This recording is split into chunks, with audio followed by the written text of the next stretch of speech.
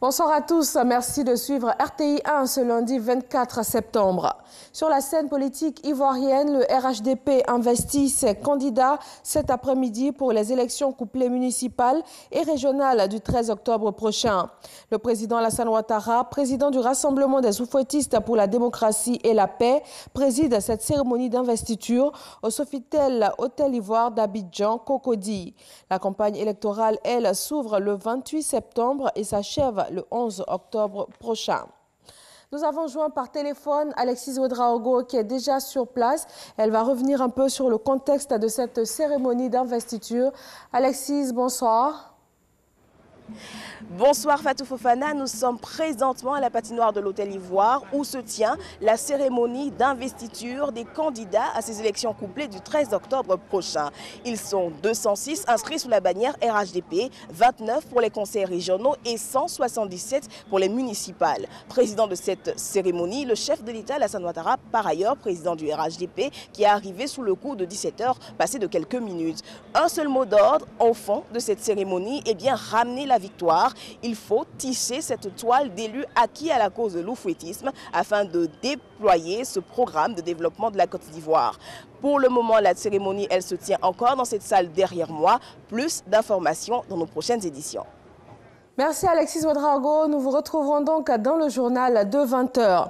La commission électorale indépendante invite les candidats aux élections régionales et municipales couplées du 13 octobre à la cérémonie de remise des affiches et des spécimens de bulletins de vote. Ce sera le mercredi 26 septembre 2018 à 10h à son siège d'Abidjan de Plateau. Et tous les représentants des candidats devront se munir d'un mandat dûment signé du candidat. Le bureau politique du PDCI RDA se réunit aujourd'hui à Daokro dans le centre du pays. Outre les 4 de membres, la direction du parti a invité les participants à présenter leur reçu de paiement des cotisations pour avoir accès à la salle. Le point de cet événement politique dans le journal de 20h. L'aéroport international Félix Houphouët-Boigny d'Abidjan est aujourd'hui une référence en Afrique et principalement dans la sous-région. Il a obtenu notamment la certification OACI en 2017. Mais le chemin a été long. Il a fallu la signature de 12 décrets présidentiels, 19 arrêtés ministériels, 189 règlements et procédures et aussi la ratification de 9 traités et conventions internationales. Francis Boifo. 25 compagnies aériennes couvrent une quarantaine de destinations à l'international avec 30 fréquences hebdomadaires en 2017 vers l'Europe. Depuis mai dernier, l'aéroport enregistre 3 vols hebdomadaires directs vers les États-Unis d'Amérique avec plus de 60% de taux de remplissage, selon le ministre des Transports Amadou Kone. Sur la plateforme, la compagnie nationale Air Côte d'Ivoire joue le rôle de leader en matière de transport de passagers avec 6 dessertes à l'intérieur du pays et 19 dans la sous-région. En 2017, nous avons transporté 850 000 passagers avec tous leurs bagages. C'est 54% de tous les passagers en Afrique de l'Ouest et en Afrique centrale. Les performances d'Air Côte d'Ivoire suffisent-elles à déclarer l'aéroport international Félix Houphouët-Boigny d'Abidjan, le hub de la sous-région? Oui, vous pouvez partir de Dakar, aller à Brazzaville en passant par Abidjan. Vous pouvez partir de Conakry et aller à Libreville en passant par Abidjan. C'est déjà le hub. Il faut qu'on aille plus loin. Parce qu'on n'a pas toutes les destinations au départ donc, de l'aéroport d'Abidjan aujourd'hui. Quand à partir d'Abidjan, on pourra aller un peu partout dans le monde.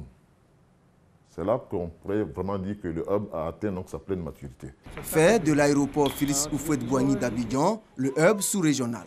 C'est désormais chose faite, selon les experts de l'aviation. Le transformer en hub principal reste le grand défi pour l'ensemble des acteurs de la plateforme. Au Bénin, le gouvernement a dû annuler la mesure d'augmentation des tarifs d'Internet. Un décret gouvernemental avait augmenté depuis le 19 septembre dernier les coûts liés à l'utilisation d'Internet. Mais devant le tollé général suscité par cette mesure, le gouvernement a finalement fait machine arrière. Des pluies diluviennes se sont abattues sur le nord-est de la Tunisie. Les inondations ont fait au moins 5 morts avec des dégâts matériels considérables. Routes, véhicules et commerces emportés. L'eau est montée jusqu'à 1,70 m à certains endroits, constituant l'équivalent de plus de 6 mois de pluie. Le Panama annonce la révocation du permis de naviguer de l'Aquarius 2. Le bateau avec lequel SOS Méditerranée et Médecins sans frontières mènent depuis plus de 2 ans leur mission humanitaire. Ces deux organisations dénoncent des pressions économiques et politiques de l'Italie, mais le gouvernement italien nie toute implication. Et c'est tout pour ce flash d'information. Rendez-vous pour le journal de 20 h sur RTI 1 et tout de suite à retrouver l'info régionale.